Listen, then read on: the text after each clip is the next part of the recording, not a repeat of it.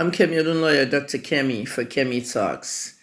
I practiced journalism from February 9th, 1994 to February 9th, 2024. That's 3 decades, 30 years. Of course, I was a Nigerian investigative journalist, where when I report something, the believability is very poor. Nobody believes it. Of course, I was a Nigerian investigative journalist, where when I report something and it doesn't fit their narrative, they'll claim I've been paid or bribed by the newsmaker.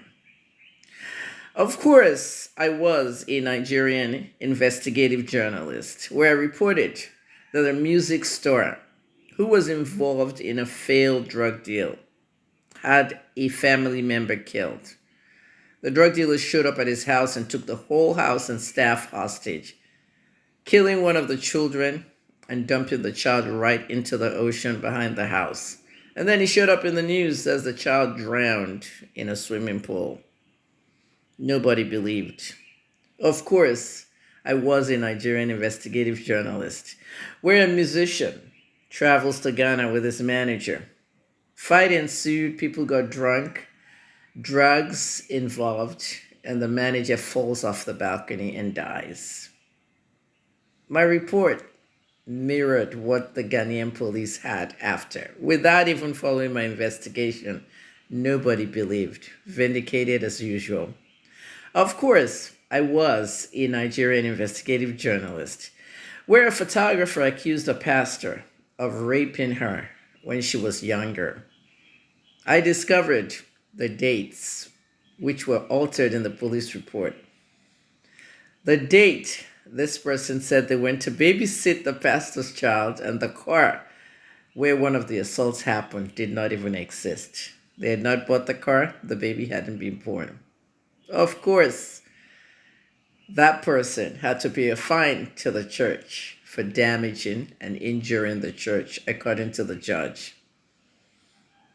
Of course, I was a Nigerian investigative journalist, where a music artist was killed by people in the industry that collaborated with the wife, sacrificed literally, and that music artist died.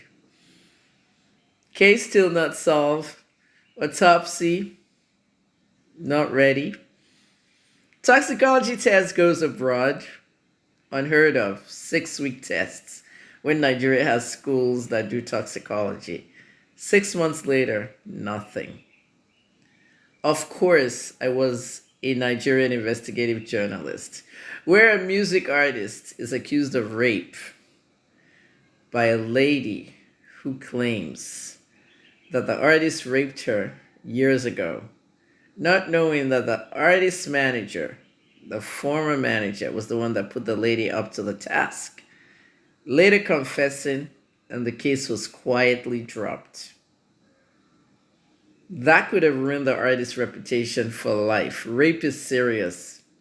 Of course, I was a Nigerian investigative journalist, where a man stored human body parts in his freezer in the basement of a house.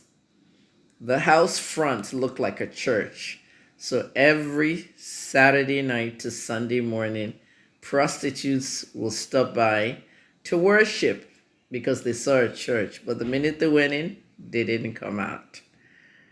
And the neighborhood was smelling of human bodies, and we located body parts in the freezer.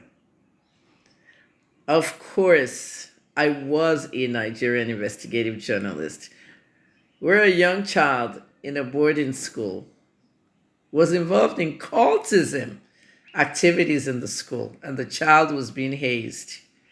And the family said he was bullied by other boys, not knowing their own child was actually initiated into the cult willingly. And the school was unaware of the cultism activities between the students in the dorms. Child got injured in a football game, liver enlarged. Father refused to take the child to the hospital because the pastor said they must eat anointing gum. Father tapes the child in pain, suffering, and posts it online to get sympathy and lie throughout. And after the investigation, I get invited to an inquest. I didn't show up.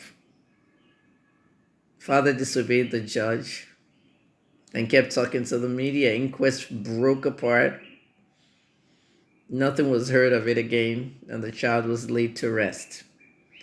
And people were tweeting, I hope you have apologized to Kemi Olunloyo.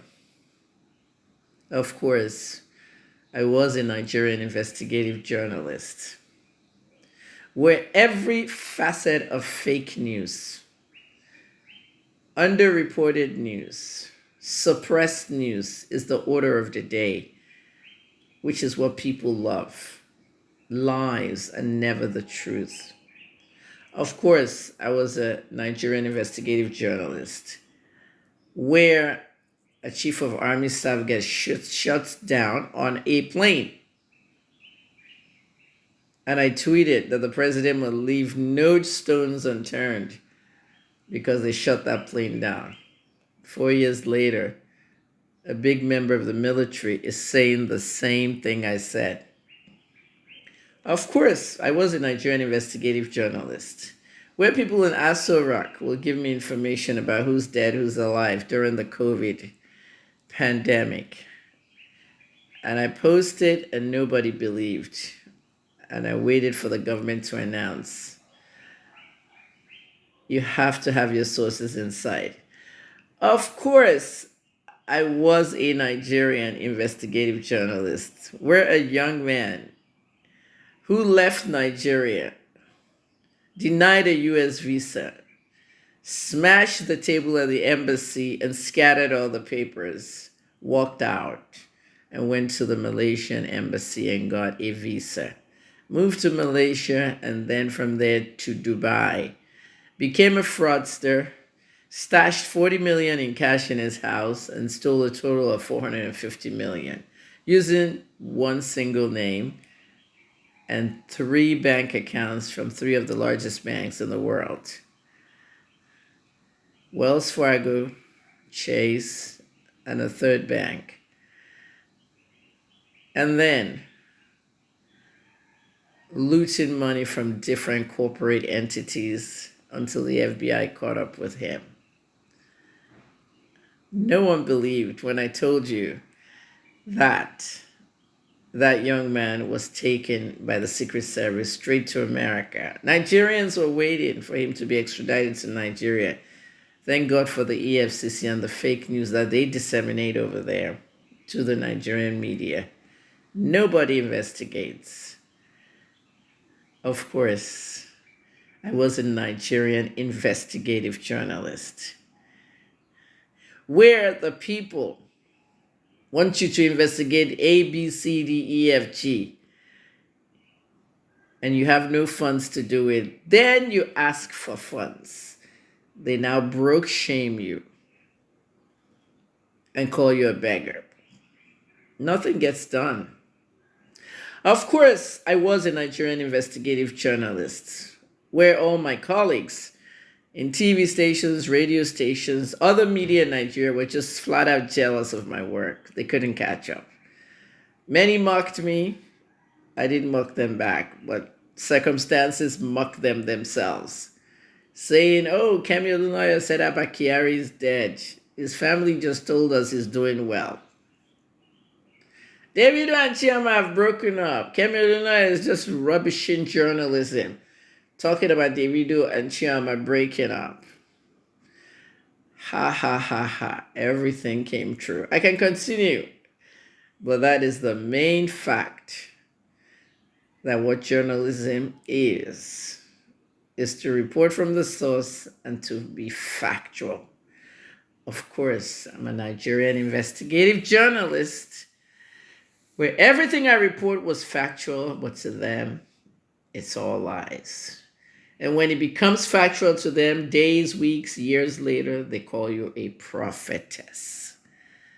Journalism has nothing to do with religion. Journalism is a rough draft of history. History is not taught in Nigerian schools.